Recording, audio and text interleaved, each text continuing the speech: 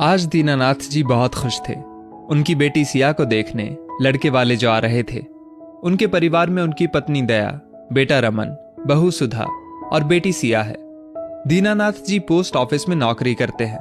तनख्वाह कुछ ज्यादा तो नहीं, लेकिन उन्होंने अपने दोनों बच्चों को अच्छी शिक्षा दिलवाई, जिसकी बदौलत आज उनका बेटा रमन बैंक में कैशियर की नौकरी करता है। लेकिन रमन बहुत स्वार्थी है। अब कमाने लगा है तो एक एक पैसा दांत से पकड़ कर रखता है। जल्दी घर में कोई खर्च नहीं करना चाहता। अगर करता भी है तो बदले में 4 बातें सुनाता है। उसे ये लगता अब सारा घर खर्च वही उठाता है। रमन का ये रूखा और स्वार्थी स्वभाव घर में सभी लोग जानते हैं।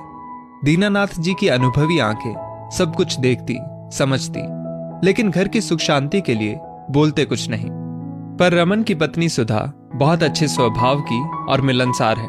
वो घर में सबका ध्यान रखती और अपने पति के स्वभाव को भी समझती है। इसलिए पति और परिवार के बीच में सामंजस्य बिठाकर चलती है।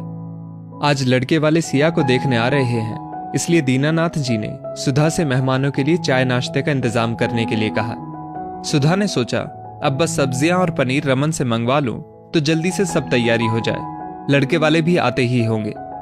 सुधा ने जब सब्जियों और बाकी जरूरी सामान की लिस्ट रमन को पकड़ाई तो उसने एकदम गुस्से में बौखलाकर सामान की लिस्ट फाड़ दी। इतना सामान, इतना खर्चा, मेरे बस की बात नहीं। बाबूजी को तो बस बैठे बैठे बढ़िया खाने को चाहिए, खर्च करना पड़े तब पता चले। अब बस बहुत हुआ, मैं सबको अकेले नहीं खिला सकता। हम दोनों अलग हो जाते हैं, हम 2 लोगों का खर्च ही कितना है।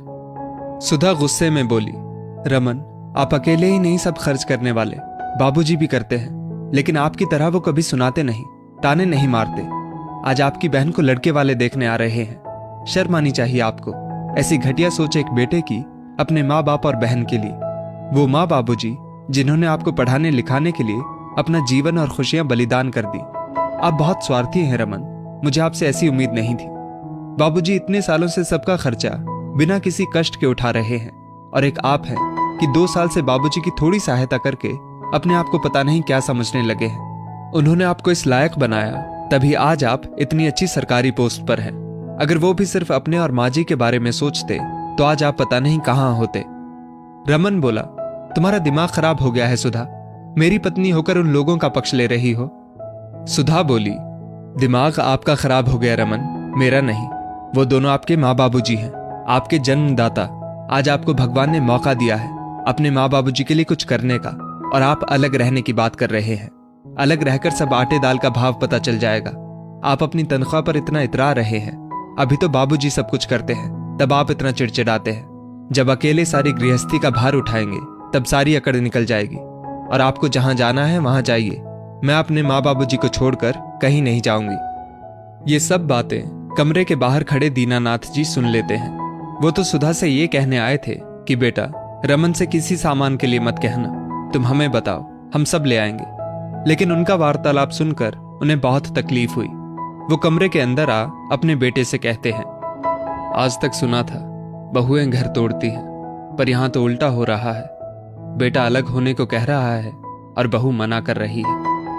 बेटा मैं तुम्हारी मनोस्थिति बहुत अच्छी तरह से जानता हूं, लेकिन सुधा की वजह से चुप रहता हूं। तुम अलग होना चाहते हो तो शौक से अलग हो सकते हो, लेकिन इस घर में नहीं। तुम्हें कहीं और जाकर रहना होगा। अगर इस घर में रहोगे तो किराया चुकाना होगा, और जो आज तक हमने तुम्हारी पढ़ाई लिखाई और रहन सहन पर खर्च किया है वो सब सूद समेत वापस चाहिए। जीवन भर मैंने और तुम्हारी माँ ने तुम्हारे बेहतर भविष्य के लिए अपनी इच्छाओं को हमेशा दबाया। वो क्या सिर्फ इसीलिए कि जब तुम्हारी बारी आए तो तुम हम पर तानों की बौछार करो। खैर कोई बात नहीं, मैं आज भी अपने परिवार का खर्चा उठाने में सक्षम हूं, तुम्हारे ऊपर निर्भर हूं। ये गलतफहमी तो अपने दिल से निकाल दो।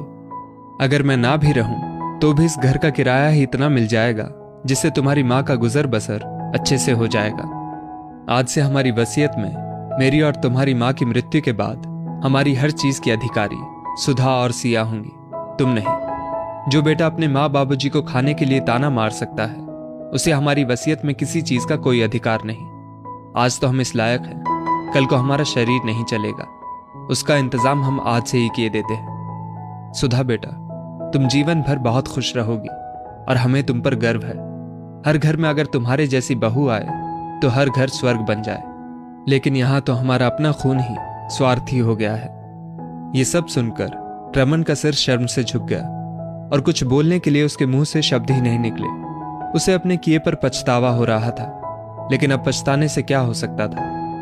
दोस्तों, इस स्टोरी को लेकर आपकी क्या राय है, नीचे कमेंट करके जरूर बताइएगा।